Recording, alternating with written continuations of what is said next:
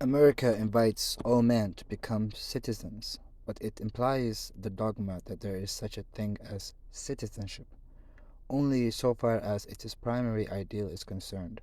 Its exclusiveness is religious because it is not racial.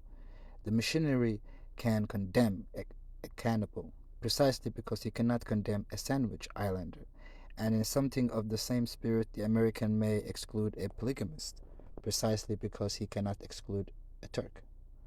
Now, for America, this is no idle theory. It may have been theoretical, though it was thoroughly sincere, when that great Virginian gentleman declared it in surroundings that still had something of the character of an English countryside. It is not merely theoretical now. There is nothing to prevent America being literally invaded by Turks, as she is invaded by Jews or Bulgars, in the most exquisitely consequent of the ballads we are told concerning Pasha Beli Ben. One morning knocked at 8:30, a tall red Indian at his gate. In Turkey, as you're perhaps aware, red Indians are extremely rare. But the converse need by no means be true. There is nothing in the nature of things to prevent an immigration of Turks increasing and multiplying on the plains where the red Indians wandered. There is nothing to necessitate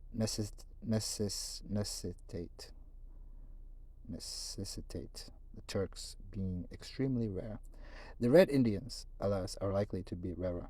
And as I much prefer red Indians to Turks, not to mention Jews, I speak without fantastic. I remember I read this and I just say that, but now my notification system said that for me. I speak without prejudice, but the point here is that America, partly by original theory and partly by historical accident, does lie open to racial admixtures, which most countries would think incongruous or comic. That is why it is only fair to read any American definition or rules in a certain light. And relatively to a rather unique position, it is not fair to compare the position of those who may meet Turks in the back street with that of those who have never met Turks except in the ballads. It's not fair simply to compare America with England in its regulations about the Turk. In short, it is not fair to do what almost every Englishman probably does, to look at the American international examination paper and laugh and be satisfied with saying, we don't have any of that nonsense in England. We do not have any of that nonsense in England because we have never attempted to have any of that philosophy in England. And above all, because we have the enormous advantage of feeling it natural to be national, because there is nothing else to be. England in these days is not well governed. England is not well educated. England suffers from wealth and poverty that are not well distributed. But England is English, esto perpetua. England is English, as France is French, or Ireland Irish. The great mass of man taking certain national traditions for granted. Now, this gives us a totally different and very much easier task. We have not got an inquisition because we have not got a creed, but it is arguable that we do not need a creed because we have got a character. In any of the old nations that the national unity is preserved by the national type, because we have a type we do not need to have a test. Take that innocent question, are you an anarchist? Which is intrinsically quite as impudent as, are you an optimist? Or are you a philanthropist? I am not discussing here whether these things are right, but whether most of us are in a position to know them rightly. Now, it is quite true that most Englishmen do not find it necessary to go about all day asking each other whether they are anarchists. It is quite true that the phrase occurs on no British forms that I have seen. But this is not only because most of the Englishmen are not anarchists, it's even more because even the anarchists are Englishmen. For instance, it would be easy to make fun of the American formula by noting that the cap would fit all sorts of bald academic heads. It might well be maintained that Herbert Spencer was an anarchist. It is practically certain that Overton Herbert was an anarchist, but Herbert Spencer was an extraordinarily typical Englishman of the nonconformist middle class, and Oberon Herbert was an extraordinarily typical English aristocrat of the old and genuine aristocracy. Everyone knew in his heart that the squire would not throw a bomb at the queen, and the nonconformist would not throw a bomb at anybody. Everyone knew that there was something subconscious in a man like Oberon Herbert, which would have come out only in throwing bombs at the enemies of England, as it did come out in his son and namesake, the generous and unforgotten, who fell flinging bombs from the sky far beyond the German line. Everyone knows that normally, in the last resort, the Englishman gentleman is patriotic. Everyone knows that the that everyone knows that the everyone that everyone knows that the English nonconformist is national, even when he denies that he is patriotic. Nothing is more notable indeed than the fact that nobody is more stamped with the mark of his own nation than the man who says that there ought to be no nations. Nothing is more notable indeed than the fact that nobody is more stamped with the mark of his own nation than the man who says that there ought to be no nations. Somebody called Cobden the international man, but no man could be more English than Cobden. Everybody recognizes Tolstoy as the iconoclast of all patriotism, but nobody could be more Russian than Tolstoy. In the old countries where there are these national types, the types may be allowed to hold any theories.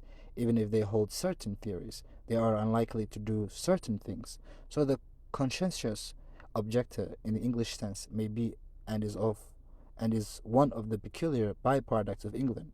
But the conscientious objector will probably have a conscientious objection to throwing bombs. True. Now, I am very far from intending to imply that these American tests are good tests, or that there is no danger of tyranny becoming the temptation of America.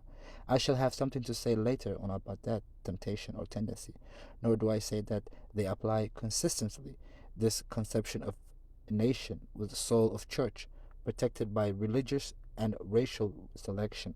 If they did apply that principle consistently, they would have to exclude pessimists and rich cynics who deny the democratic ideal, an excellent thing but a rather improbable one. What I say is that when we realize that this principle exists at all, we see the whole position in a totally different perspective. We say that the Americans are doing something heroic, or doing something insane, or doing it in an unworkable or unworthy fashion, instead of simply wondering what the devil they're doing. When we realize the democratic design of such a cosmopolitan commonwealth and compare it with our insular reliance or intrinsics, we see at once why such a thing has to be not only democratic but dogmatic. We see why in some points it tends to be inquisitive or intolerant. Anyone can see the practical point by merely transferring into private life a problem like that of the two academic anarchists, who might by coincidence be called the two Herberts. Suppose a man said, "Buffalo, my old Oxford tutor, wants to meet you. I wish you'd ask him down for a day or two. He has the oddest opinions, but he's very stimulating." It will not occur to us that the oddity of the Oxford Don's opinions would lead him to blow up the house, because the Oxford Don is an English type. Suppose somebody said, "Do let me bring old Colonel Robinson down for the weekend. He's a bit of a crank, but quite interesting." We should not anticipate the colonel running amok with a carving knife and offering up human sacrifice in the garden, for these are not among the daily habits of an old English colonel, as they say in English. And because we know his habits, we do not care about his opinions. But suppose somebody offered to bring a person from the interior of Kamskatka to stay with us for a week or two, and added that his religion was a very extraordinary religion.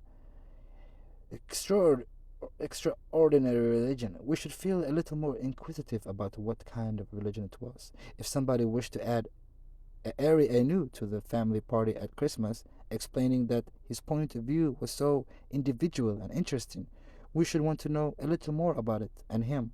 We should be tempted to draw up as fantastic an examination paper as that presented to the immigrant going to America.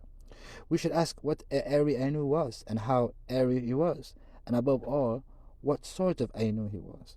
Would etiquette require us to ask him to bring his wife? And if we did ask him to bring his wife, how many wives would he bring? In short, is in the American formula, is he a polygamist?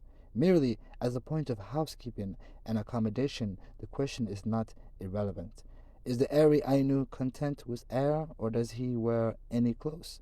If the police insist on his wearing clothes, will he recognize the authority of the police? In short, as in the American formula, is he an anarchist? Of course, this generalization about America, like other historical things, is subject to all sorts of cross divisions and exceptions to be considered in their place. The Negroes are a special problem because of what white men in the past did to them. The Japanese are a special problem because of what men feared that they in the future may do to white men. The Jews are a special problem because of what they and the Gentiles in the past, present, and future seem to have the habit of doing to each other. But the point is not that nothing exists in America except this idea. It is that nothing like this idea exists anywhere except in America. This idea is not internationalism. On the contrary, it is decidedly nationalism. The Americans are very patriotic and wish to make their new citizens patriotic Americans, but it is the idea of making a new nation literally out of an old nation that comes along. In a word, what is unique is not America, but what is called Americanization. We understand nothing till we understand the amazing ambition to Americanize the Kamskatkan and the Ari Ainu. We are not trying to Anglicize thousands of French cooks or Italian or organ grinders. France is not trying to Gallicize thousands of English trippers or German prisoners of war. America is the one place in the world where this process, healthy or unhealthy, possible or impossible, is going on. And the process, as I have pointed out, is not internationalism. Is not internationalization. It would be truer to say it is the nationalization of the internationalized. It is making a home out of the vagabonds and the nations out of exiles, and a nation out of exiles. This is what at once illuminates and softens the moral regulations which we may really think faddist or fanatical. They are abnormal, but in one sense, this experiment of a home for the homeless is abnormal. In short, it has long been recognized that America was an asylum. It is only since Prohibition that it has looked like a little like a lunatic asylum. It was before sailing for America, as I have said, that I stood with the official paper in my hand and these thoughts in my head. It was while I stood on English soil that I passed through the two stages of smiling and then sympathizing, of realizing that my momentary amusement at being asked if I were not an anarchist was partly due to the fact that I was not an American. And in truth, I think there are some things a man ought to know about America before he sees it. What we know of a country beforehand may not affect what we see that it is, but it will vitally affect what we appreciate it for being, because it will vitally affect what we expect it to be. I can honestly say that I had never expected America to be what 9/10 of the newspaper critics invariably assume it to be. I never thought it was a sort of Anglo-Saxon colony, knowing that it was more and more thronged with crowds of every different colonist. During the war, I felt that the very worst propaganda for the Allies was the propaganda for the Anglo-Saxons. I tried to point out that in one way America is nearer to Europe than England is. If she is not nearer to Bulgaria, she is nearer to the Bulgars. If she is not nearer to Bohemia, she is nearer to Bohemians. In my New York hotel, the head waiter in the dining room was a Bohemian. The head waiter in the grill room was a burger. Americans have nationalities at the end of the street, which for us are at the ends of the earth.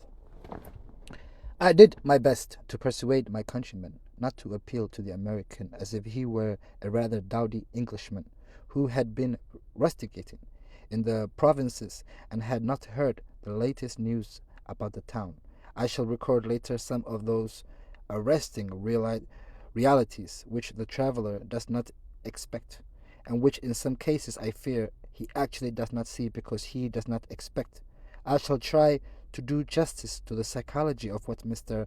Belloc has called eye openers in travel, but there are some things about America that a man ought to see even with his eyes shut.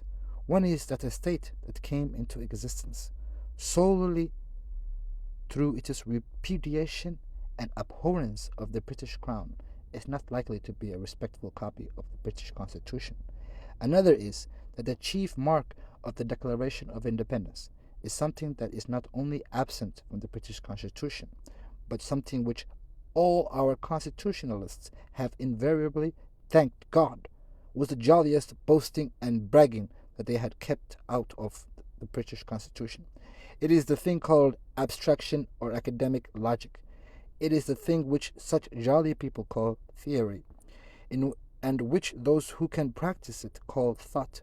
And the theory or thought is the very last to which English people are accustomed, either by their social structure or their traditional teaching. It is the theory of equality. It is the pure classic conception that no man must aspire to be anything more than a citizen, and that no man should endure to be anything less. It is by no means especially intelligible to an Englishman who tends at his best to the virtues of the gentleman, and at his worst to the vices of the snob. The idealism of England,